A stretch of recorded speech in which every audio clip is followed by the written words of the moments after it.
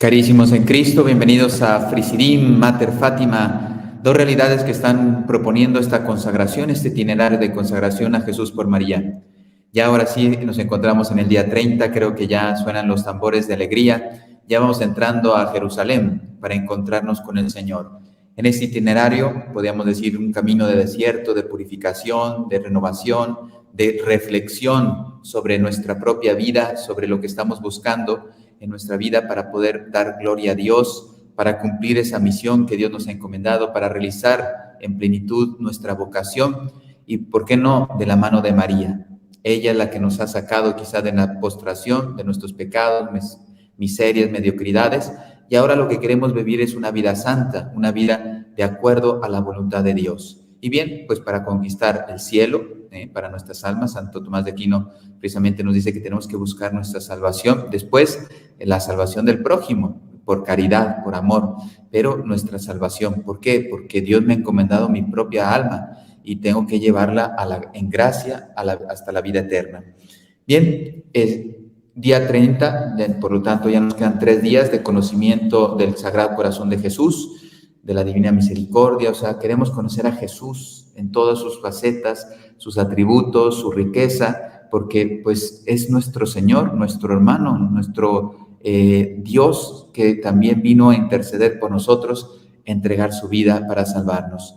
Y cómo no estar agradecidos. Por lo tanto, seguimos con los misterios de la vida de Cristo. Estos 3 días trataremos de seguir meditando estos misterios que seguramente van a ensanchar nuestros corazones. Y vamos a pedir luz al Espíritu Santo y también intercesión a la Virgen María y a nuestros queridos pastorcitos de Fátima. En el nombre del Padre, del Hijo, del Espíritu Santo. Amén. Ven, Espíritu Santo, llena los corazones de tus fieles y enciende en ellos el fuego de tu amor.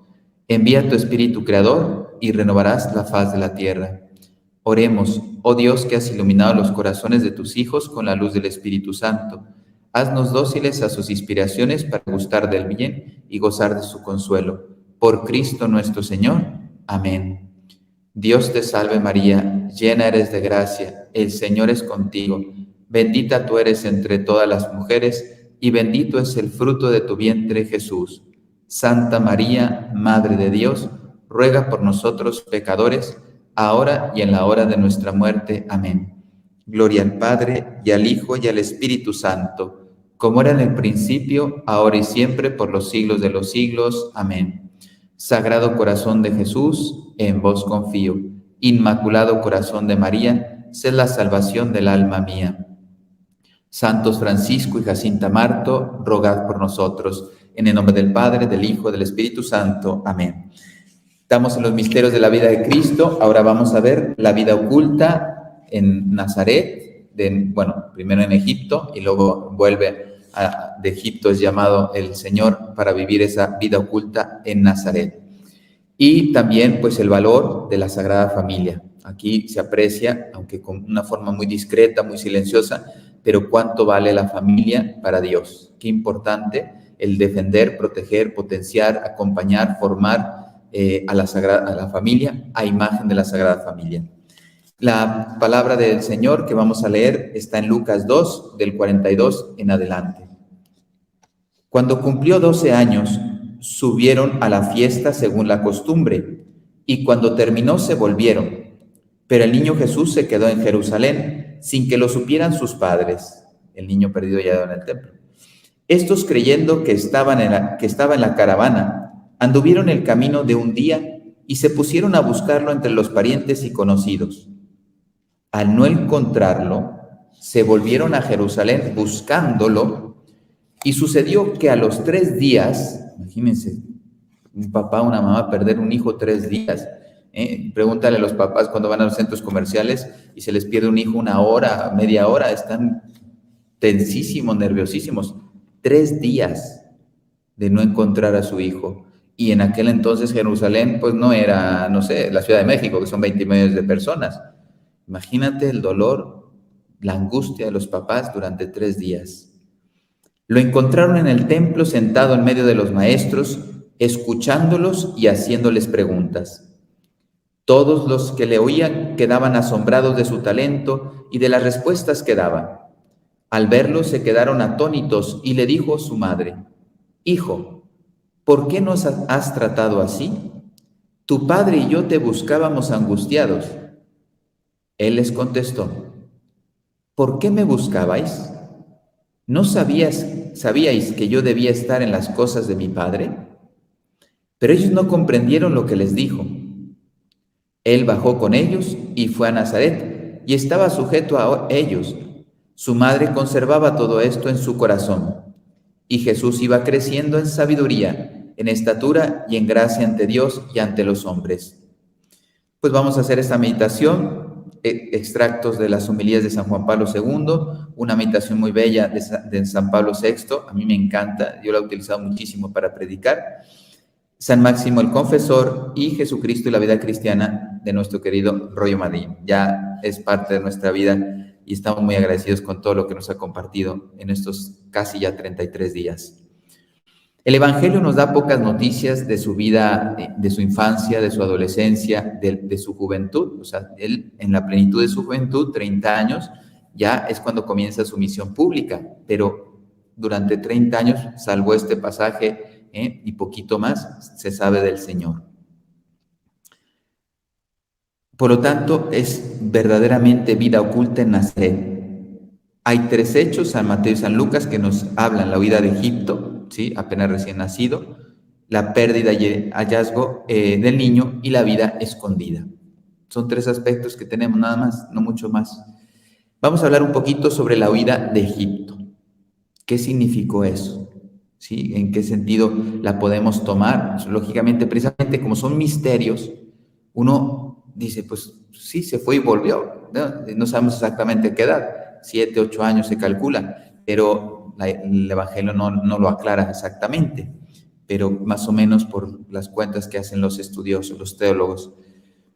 Primero, ha de haber sido un camino penosísimo, ¿sí? Ese camino más o menos dura una semana de caminar, lleno de privaciones, de penurias, de hambre. Recuerden que la Sagrada Familia era una familia muy pobre, no solamente pobre, hay pobres que comen todos los días. Según una revelación privada, José y María, hay días que no tenían qué comer, había días que no comían nada, o sea, hacían ayunos porque no había más. Era muy pobre. Egipto estaba la ciudad más cercana de Egipto estaba más de una semana de camino.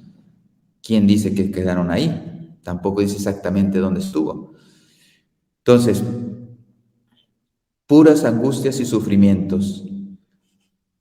Algunas de las razones que la Divina Providencia utilizó o por qué la Divina Providencia ordena la huida a Egipto.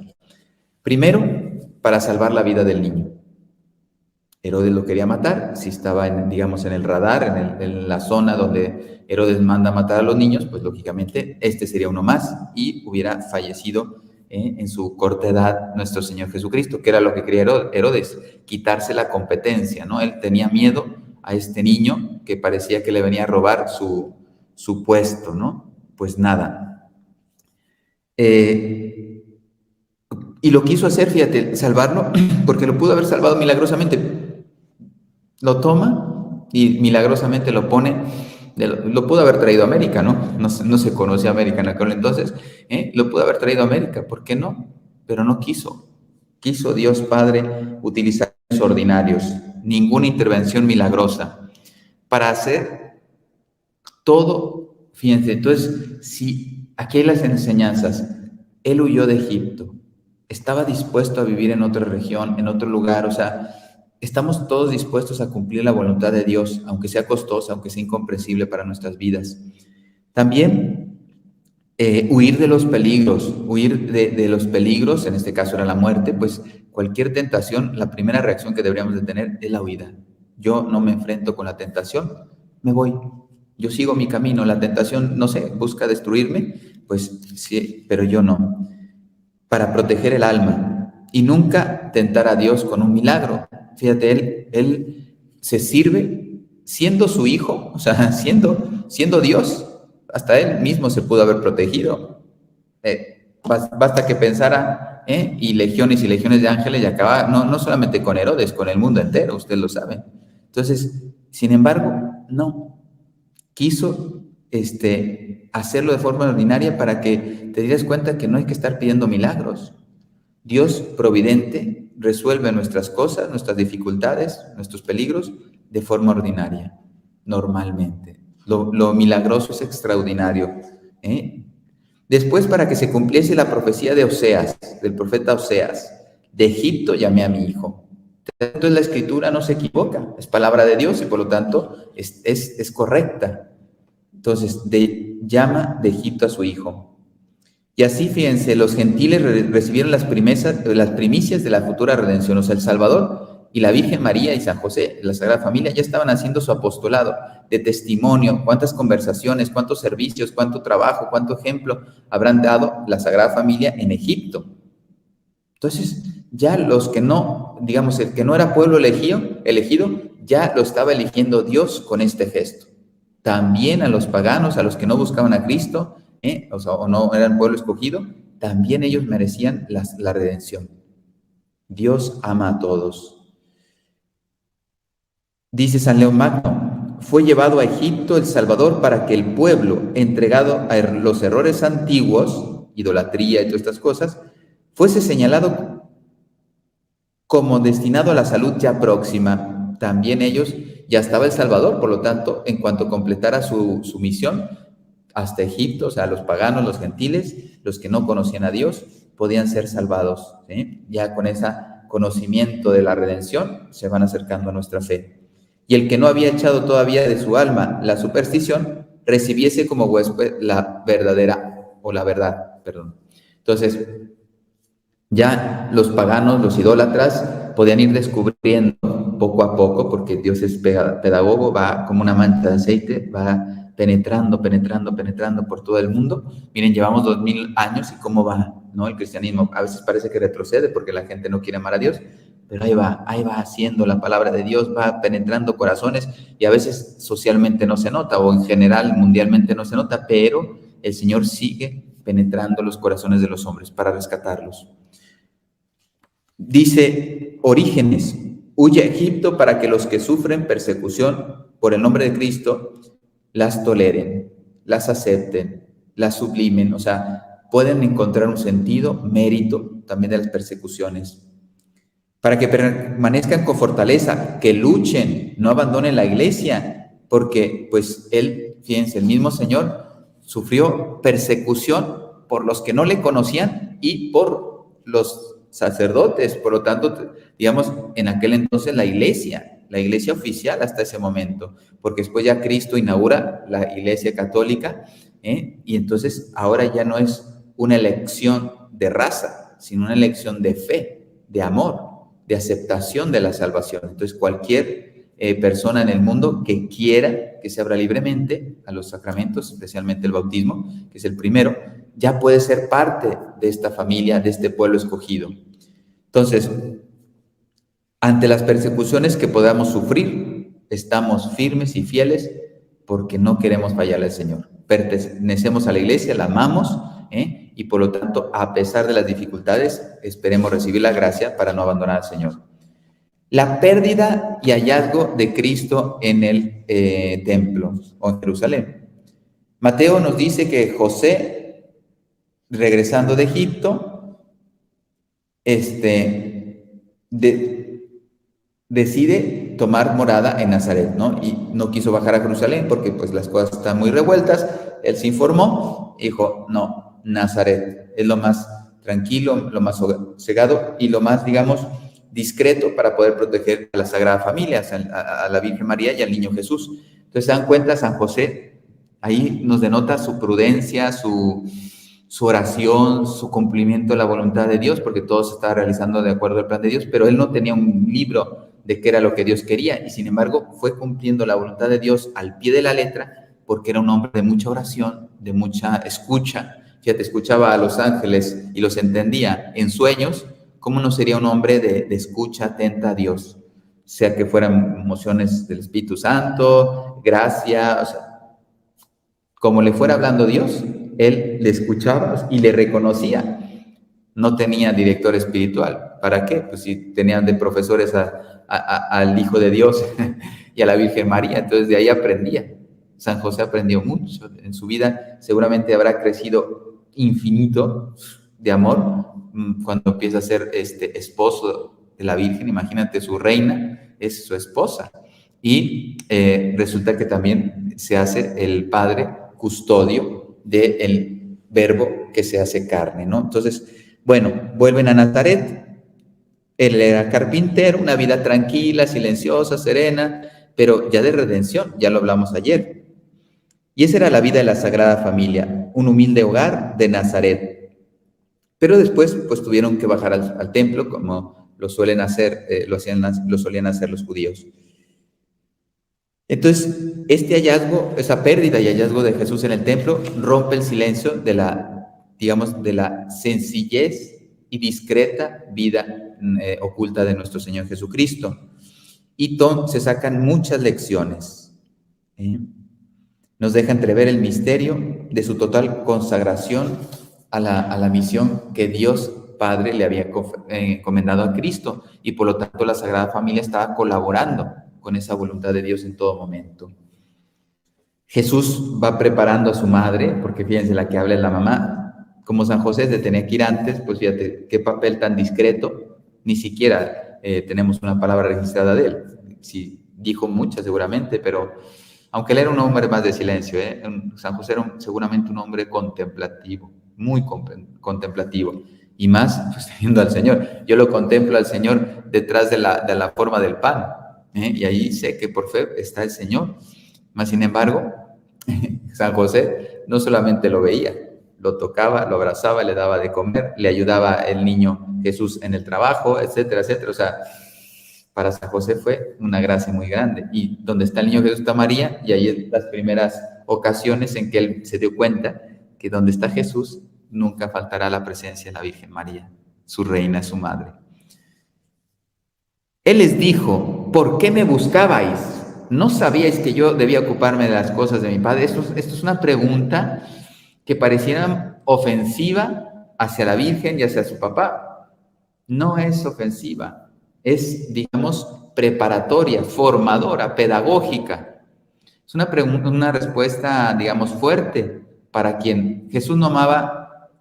De criaturas, las criaturas que más amaba eran a María y a José, por todo, por su pureza, por su obediencia, fidelidad, por la misión que estaban cumpliendo, etcétera, ¿sí? Entonces, no le dio la respuesta porque quisiera callar a su madre, no, simplemente porque le iba a dar una lección de vida. Mira, él se entrega totalmente al proyecto de Dios. María y José no entienden, ¿sí? Pero ella guardaba todas estas cosas en su corazón, y, lógicamente, en la cruz seguramente que entendió muchas cosas, porque el sufrimiento, si lo vivimos con amor, es muy fructífero. No nos gusta. ¿Quién le gusta sufrir? Pues nadie. Pero el sufrir por amor tiene todo el sentido del mundo, y hasta se convierte en un gozo. Mira todos los santos que nos dicen que el sufrimiento para ellos era un gozo, una alegría, entre ellos San Francisco de Asís. Y bueno, aquí va revelando un poquito los aspectos misteriosos de la intimidad de su Padre. O sea, yo debo estar en las cosas de mi Padre, yo vine a hacer la voluntad de mi Padre, entonces, pues yo tengo que trabajar, eso me corresponde, y a eso he venido. Entonces los exegetas, son los que interpretan la Sagrada Escritura, tienen como dos planteamientos para explicar esta digamos, respuesta hecha en pregunta, ¿no?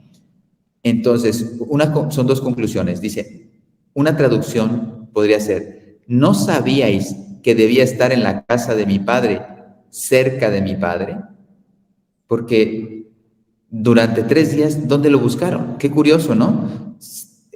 Pues así Dios lo permitió, pero el niño Jesús seguramente fueron casa por casa, y preguntando: ¿han visto este niño? No sé, y darán los rasgos del niño, la edad, etcétera, para ver si alguien lo ha visto. Nada, durante 3 días nada. Ellos seguramente fueron al templo para orar, pedirle al Señor, y se lo encuentran ahí, ¿no? Como suelen ser las cosas providenciales, ¿no? El Señor al final tiene sus caminos. Les hizo también vivir 3 días de soledad, porque pues también equivale al tercer día, ¿no? Los 3 días de estar en el sepulcro. para después resucitar. Esa es una interpretación. La otra es, no sabíais que debo ocuparme en las cosas de mi Padre, como diciendo, ya llegó el momento de que aprendáis a descubrir que yo he venido a cumplir la voluntad del Padre, entonces, por lo tanto, ya tengo que ponerme a trabajar. A lo mejor María, no sabemos qué pasó en su corazón porque el Evangelio no lo describe, pero cuando haya observado esta escena, esta respuesta, ella no se sintió ofendida, porque ella lo que quería era entender a Dios. ¿Qué es lo que quiere Dios ahora en este momento para nosotros? Y ella habría dicho, ha llegado el momento. Imagínate. Ella sabía que su hijo iba a sufrir, después seguramente le fue explicando el cómo, pero ha llegado el momento. No había motivo, por tanto,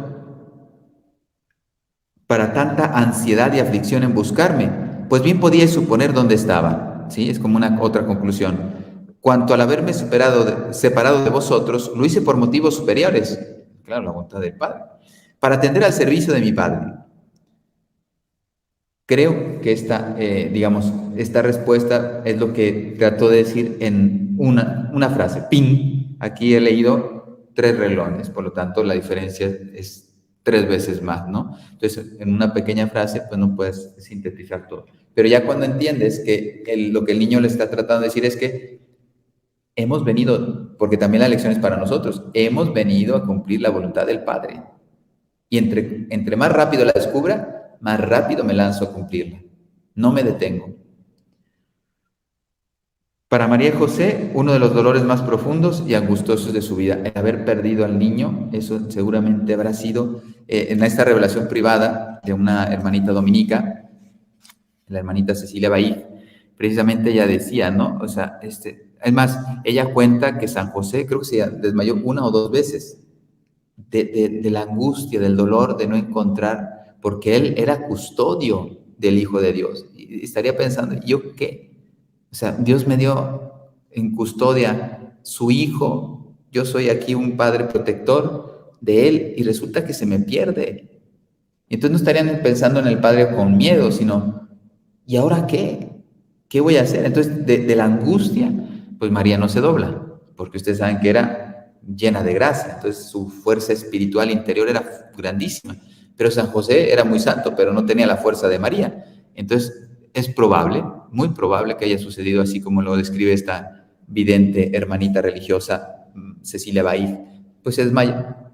No tiene respuesta y esa impotencia de no descubrirlo y de que a lo mejor al inicio nadie le daba referencias, pues habrá sido muy doloroso para ella. Simeón le había profetizado a María, una espada de dolor te atravesará el corazón, pues ya lo estaba sintiendo en esos momentos de una forma muy dura. Ya, fíjense pensar, a lo mejor le va pasado a la Virgen por la mente, oye, ya a lo mejor ya no lo vuelvo a ver, me lo han robado, lo han secuestrado, lo van a matar, porque a lo mejor ya saben quién es y quieren deshacerse de él, los enemigos de mi propio hijo. Por eso nada debe anteponerse, decía San Bernardo, o Benito, siempre los confundo, ya lo saben, a la voluntad de Dios sobre nosotros y su servicio. Y tercero, vamos con San Lucas, la casa de Nazaret. Ya se va con ellos y obediente, porque Cristo era obediente, se va a vivir, fíjense, hasta los 30 años, de 12 a 30 son 18 años, en silencio, en obediencia, en colaboración, en servicio a la Sagrada Familia. Por eso él crecía, se fortalecía, llenándose de sabiduría y de gracia, y la gracia de Dios estaba sobre él. Jesús progresaba en sabiduría, en estatura y en gracia ante Dios y ante los hombres. ¿Qué nos dice un santo sobre en este misterio de la casa de Nazaret, de la vida oculta? Conviene meditar las palabras, creía en sabiduría y gracia, dice San Máximo el Confesor. Crecer en sabiduría y gracia no pertenece a la naturaleza divina. Si es Dios, lo sabe todo, lo puede todo, entonces no tenía que aprender nada, siendo el Verbo. Desde el principio estaba lleno. Esto es un sentido común. Pero tampoco hay que pensar que, según la naturaleza humana, Jesús ha sido más lleno del Espíritu Santo que habitaba en él, pues desde el primer momento tuvo el grado supremo de la inhabitación de la gracia. Yo lo voy teniendo por los sacramentos, etcétera. Y de aquí que me vaya dando cuenta, yo empiezo a darme cuenta ahora que tengo a Dios dentro. ¿Cuántos años he desperdiciado y no he reconocido la riqueza de tener a Dios en mi corazón, en mi alma? La Santísima Trinidad está dentro de mí. Si estoy en gracia y he comulgado, etcétera, la Santísima Trinidad está en mí. Entonces, si ya estaba él vivía en Dios, dice San Máximo Confesor, pues estaba lleno también en ese sentido. Así pues, enseñan que la plenitud de la gracia y la sabiduría se manifestaba y resplandecía más y más, eso dice la Escritura, de acuerdo con el crecimiento corporal. De niño pasaba de adolescente a joven, etc. No recibía una gracia nueva o una sabiduría sobreabundante, ¿sí?, sino que la plenitud de gracia y de sabiduría se mostraba cada vez más. Y fíjense, ¿qué está tratando de decir en 2 palabras? Pues que no es que recibiera algo que le faltaba, sino que ya lo tenía todo, pero se va manifestando en el tiempo. ¿Sí? A eso se refiere el crecimiento. Sin embargo, no convenía que su sabiduría se manifestara fuera de la edad. Dios Padre fue estableciendo la edad de Cristo y el niño iba manifestando esa. Por eso los sacerdotes y escribas de ahí, de ese momento, decían, estaban admirados que un niño de 12 años que nunca había leído la Torá, etcétera, tenía tenía mayor conocimiento de las cosas de Dios. Entonces, ¿cómo un niño de Dios, 12 años? ¿Quién es este? Pues no lo cogieron, no quisieron acogerlo, a pesar de que quedaron admirados. Es probable también, recuerden que no todo el Sanedrín condenó a Cristo, había Nicodemo, etcétera, que lo defendieron. Entonces, seguramente algunos, no sé si todos, pero algunos quizá de los que se pusieron de parte de Cristo en aquel entonces, que no eran muchos, a lo mejor algunos estaban escuchándolo cuando él tenía 12 años. Entonces, lo habrán identificado, este es el niño, se llama igual, es Jesús de Nazaret.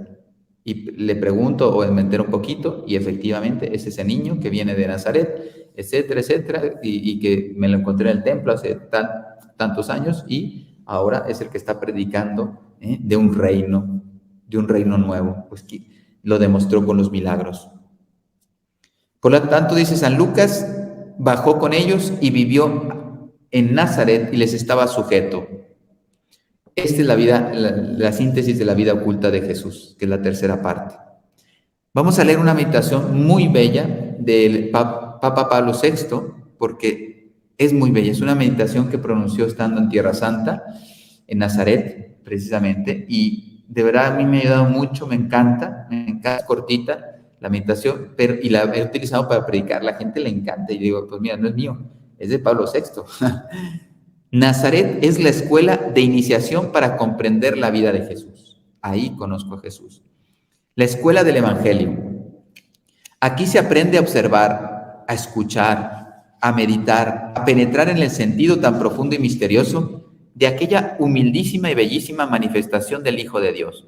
Humildísima, siendo Dios y ser hijo de María y de José, aunque María era el paraíso terrenal, ¿sí? El nuevo paraíso terrenal para Dios. Aquí también se aprende a imitar, no solamente a contemplar, sino a imitar, a poner en práctica. Se aprende el método con que podemos comprender quién es Jesucristo. Tan sencillo que vino a acompañarnos. Se comprende la necesidad de tener una disciplina espiritual si se quiere llegar a ser discípulo de Cristo. Disciplina espiritual. Por eso no llegamos a ser santos, porque nos falta mucha disciplina espiritual. Los santos ya se dan cuenta que era una lucha continua para vivir en el amor. Es una lección de silencio. Aquí vienen las lecciones de Nazaret. Nazca en nosotros la valoración del silencio, de esta indispensable condición del espíritu. En nosotros, aturdidos por tantos ruidos, y esto lo dijo, no sé, en 1970, imagínate, o sea, 50 años atrás. Mira el ruido que hay hoy. El ruido que hay hoy, hace 50 años no lo había. Hace 50 años no había internet, así para empezar. Entonces, imagínate de lo que nos salvábamos, quizá menos comunicados, es verdad, pero mucho más protegidos en nuestro pudor, nuestra pureza, etcétera, etcétera. En cambio, las redes se han convertido en un canal de caídas de miles de millones de personas en pecado. Es increíble. Por eso uno dice, no, no es que seas desfavorable a las redes, pero el uso o las propuestas de las redes pues están haciendo mucho daño al corazón del hombre.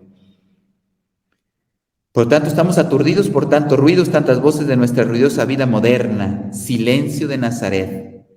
Enséñanos el recogimiento, la aptitud de prestar oídos a las buenas inspiraciones. Enséñanos la necesidad y el valor del estudio, de la meditación, de la vida interior, de la oración. También es una lección de vida doméstica, la vida familiar. Que Nazaret nos enseñe lo que es la familia. Fíjense, tan atacado en el día de hoy. Su comunión de amor, su sencilla belleza, su carácter sagrado e inviolable. Es una lección también de trabajo. Oh casa del hijo del carpintero, ¿cómo querríamos recomponer la conciencia de la dignidad del trabajo y recordar cómo el trabajo no se puede ser fin a sí mismo? Por lo tanto, se convierte en una casa de obediencia.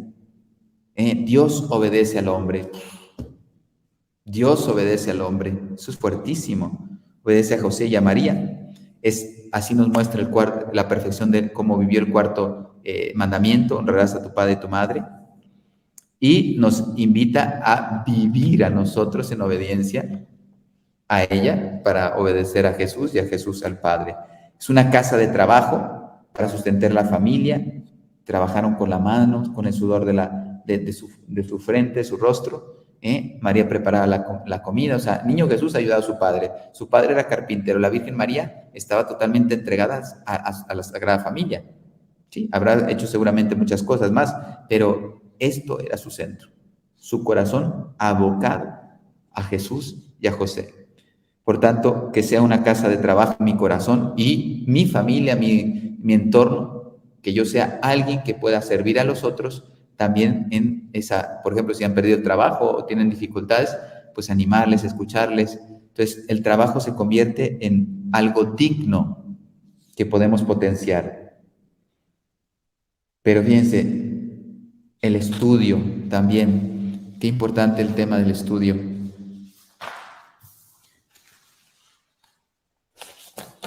Y ya termino, porque ya me pasé el tiempo. Es una vida de pobreza y de sencillez. No andéis pensando en lo que vais a comer, dice Jesucristo, o lo que vais a beber, o que con qué os vais a vestir. Los paganos se afanan por estas cosas. Ya sabe vuestro Padre Celestial que tenéis necesidad de todo eso. Buscad sobre todo el reino de Dios y su justicia. O sea, primero el reino de Dios y todo lo demás es añadidura.